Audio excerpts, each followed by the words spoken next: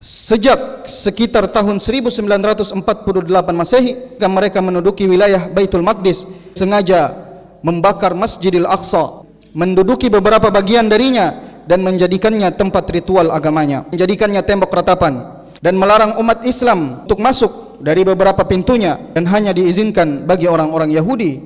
Kemudian mereka menggali lubang dan terowongan di bawah Masjid Aqsa yang hingga sekarang kedalamannya mencapai 60 meter. Sebabkan banyak bagian dari Masjidil Aqsa retak, dengan gempa ringan mampu menyebabkan masjid ini runtuh. Alasan mereka menggalinya adalah anggapan mereka bahwa atas tanah Masjidil Aqsa telah dibangun sebuah haikal Nabi Sulaiman yang beliau bangun sebagai tempat ibadah bagi orang-orang Yahudi. Kemudian haikal itu telah dihancurkan dan dibangun di atasnya Masjidil Aqsa, sehingga mereka ingin membangunnya kembali sebab ia adalah tempat ibadah terpenting bagi umat Yahudi. Namun semua itu hanyalah klaim tanpa ada bukti ilmiah selain kitab-kitab mereka yang telah diotak-atik sendiri. Innal hamdalillah nahmaduhu wa nasta'inuhu wa nastaghfiruh wa na'udzu billahi min shururi anfusina wa min sayyiati a'malina man yahdihillahu fala mudilla lahu wa man yudlil fala hadiya lahu wa ashhadu an la ilaha illallah wahdahu la syarika lah wa ashhadu anna Muhammadan abduhu wa rasuluh. Allahumma salli wa sallim wa barik ala nabiyyina Muhammad wa ala alihi wa ashabihi wa man tabi'ahum bi ihsanin ila yaumiddin. A'udzu billahi minasy syaithanir rajim. Ya ayyuhalladzina amanu taqullaha haqqa tuqatih ولا تموتن إلا وأنتم مسلمون يا أيها الناس اتقوا ربكم الذي خلقكم من نفس واحدة وخلق منها زوجها وبث منهما رجالا كثيرا ونساء واتقوا الله الذي تساءلون به والأرحام إن الله كان عليكم رقيبا يا أيها الذين آمنوا اتقوا الله وقولوا قولا سديدا يصلح لكم أعمالكم ويغفر لكم ذنوبكم ومن يطع الله ورسوله فقد فاز فوزا عظيما. Jemaah sidang Jumat yang dirahmati oleh Allah Subhanahu wa taala. Alhamdulillah, pada kesempatan kali ini izinkan kami selaku khatib untuk membawakan sebuah khutbah yang bertemakan tentang Masjidil Aqsa. Beberapa di antara hal yang perlu kita ketahui di antaranya adalah yang pertama, bahwa di sanalah Rasulullah sallallahu alaihi wasallam melakukan Isra'nya dari Masjidil Haram, dan dari situlah Nabi Muhammad sallallahu alaihi wasallam bermi'raj, yaitu naik ke langit hingga sampai ke Sidratul Muntaha untuk menerima perintah salat 5 waktu. Allah Subhanahu wa taala berfirman, Subhanalladzi asra bi'abdihi lailan minal masjidil harami ilal masjidil aqsa alladzi barakna hawlah linuriyahu min ayatina innahu huwas sami'ul basir. Maha suci Allah yang telah memperjalankan hambanya pada malam hari dari Masjidil Haram ke Masjidil Aqsa yang telah kami berkahi sekelilingnya, agar kami perlihatkan kepadanya sebagian tanda-tanda kebesaran kami, dan sesungguhnya dialah maha mendengar dan maha melihat. Dan juga Allah berfirman, Wali Sulaimanir riha asifatan tajri bi amrih ilal ard allati barakna fiha wa kunna bikulli syai'in alimin. Dan kami tundukkan untuk Sulaiman angin yang sangat kencang tiupannya, yang berhembus dengan perintahnya ke negeri Baitul Maqdis yang kami beri berkah padanya, dan kami maha mengetahui segala sesuatu. Sidang Jumat yang dirahmati oleh Allah Subhanahu wa taala,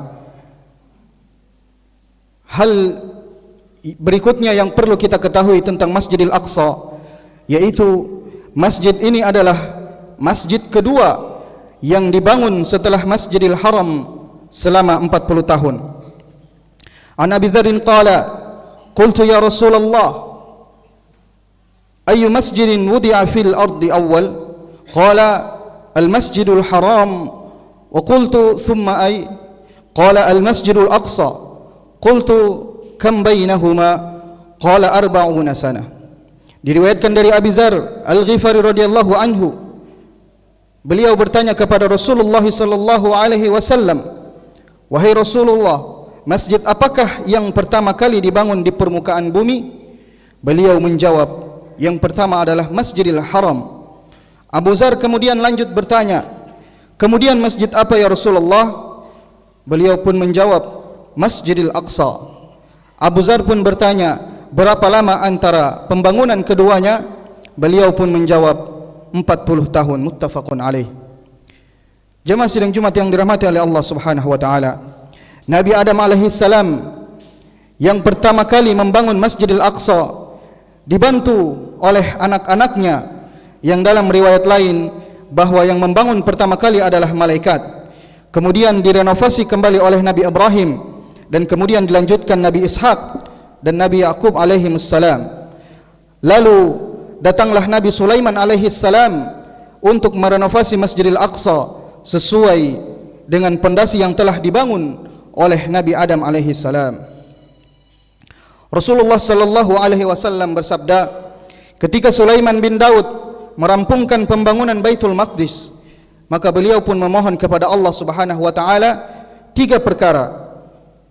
Perkara yang pertama adalah menetapkan hukum sesuai dengan ketetapan hukum Allah Subhanahu wa taala. Yang kedua, diberikan kerajaan yang tidak akan diberikan kepada orang setelah beliau sallallahu alaihi wasallam. Dan siapa saja yang datang ke masjid ini maka tidak memiliki tujuan lain kecuali salat padanya, maka ia akan terbebas dari dosa-dosanya sebagaimana ketika ia dilahirkan oleh ibunya. Lalu beliau bersabda, 2 perkara telah dikabulkan untuknya, dan aku berharap permintaan yang ketiga pun dikabulkan. Hadis riwayat An-Nasa'i dan Ibnu Majah. Kemudian yang ketiga, jamaah sekalian yang dirahmati Allah, di antara tempat yang dikecualikan, paling ditekankan untuk mengunjunginya dan salat di dalamnya berlipat ganda pahalanya, yaitu Masjidil Aqsa.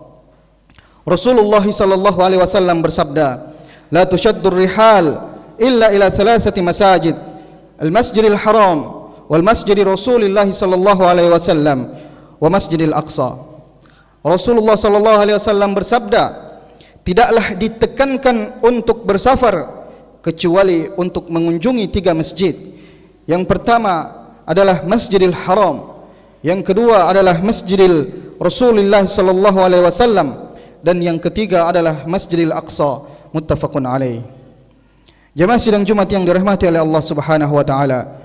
Kemudian Abu Dzar radhiyallahu anhu berkata, kami saling bertukar pikiran tentang mana yang lebih utama, apakah Masjid Rasulullah sallallahu alaihi wasallam atau Baitul Maqdis. Sedangkan di sisi kami ada Rasulullah sallallahu alaihi wasallam.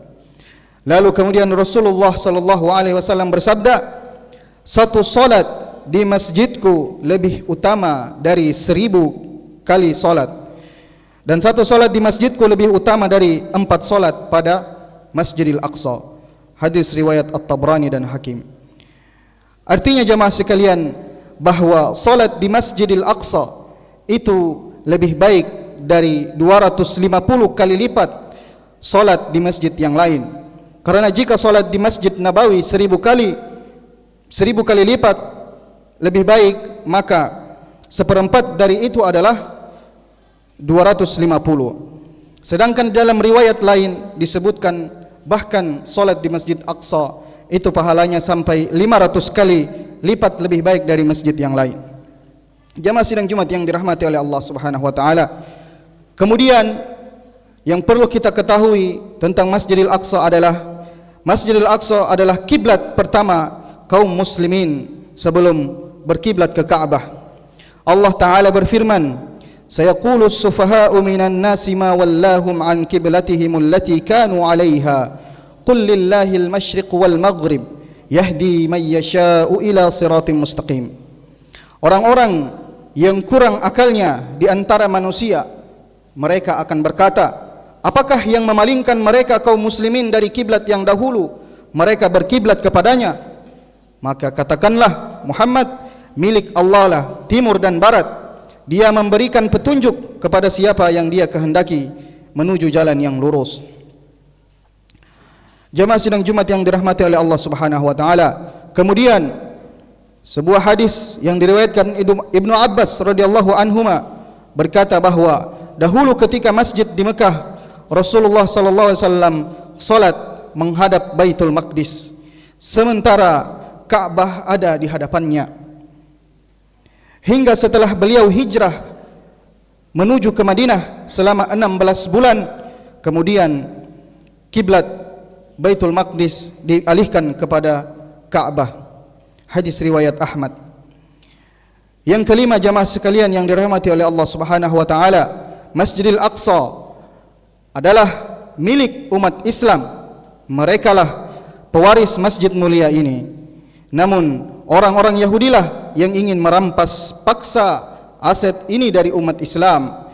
Berbagai macam makar dan upaya yang mereka lakukan sejak sekitar tahun 1948 Masehi, ketika mereka menduduki wilayah Baitul Maqdis, mulailah dari sengaja membakar Masjidil Aqsa, kemudian menduduki beberapa bagian darinya dan menjadikannya tempat ritual agamanya, seperti menjadikannya tembok ratapan, dan melarang umat Islam untuk masuk dari beberapa pintunya, dan hanya diizinkan bagi orang-orang Yahudi untuk masuk.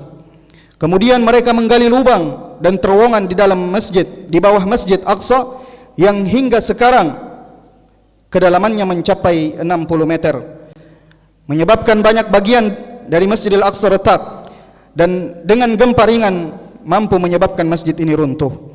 Alasan mereka menggalinya adalah anggapan mereka bahwa di atas tanah Masjidil Aqsa telah dibangun sebuah haikal Nabi Sulaiman yang beliau bangun sebagai tempat ibadah bagi orang-orang Yahudi. Kemudian haikal itu telah dihancurkan dan dibangun di atasnya Masjidil Aqsa, sehingga mereka ingin membangunnya kembali, sebab ia adalah tempat ibadah terpenting bagi umat Yahudi. Namun jamaah sidang Jumat yang dirahmati oleh Allah, semua itu hanyalah klaim tanpa ada bukti ilmiah selain kitab-kitab mereka yang telah diotak-atik sendiri. Dan terdapat banyak hal yang kontroversi antara kitab-kitab tersebut yang berkaitan dengan haikal Nabi Sulaiman. Penggalian untuk mencari peninggalan haikal itu telah dimulai sejak tahun 1968 Masehi hingga hari ini. Namun tidak ada sedikit pun bukti yang menguatkan keberadaannya. Justru sebaliknya, semakin menguatkan dongeng palsu mereka. Jemaah sidang Jumat yang dirahmati oleh Allah Subhanahu wa taala, betapa panjang derita saudara-saudara kita umat Islam di Gaza akibat penjajahan orang-orang Yahudi Israel yang ingin merebut negeri mereka. Dan yang terburuk adalah mereka ingin merampas Masjidil Aqsa dari umat Islam.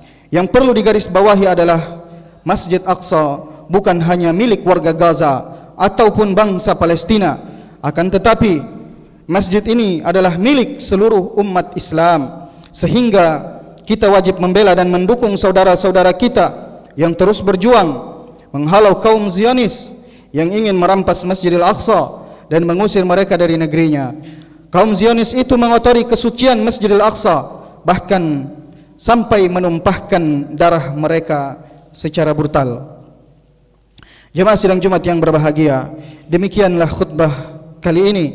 Pada hakikatnya masih banyak hal yang perlu kita tahu tentang tempat yang sangat mulia ini. Semoga Allah Subhanahu wa taala selalu menolong saudara-saudara kita kaum muslimin yang lemah dimanapun mereka berada, terutama mereka yang berada di kota Gaza dan kota Palestina.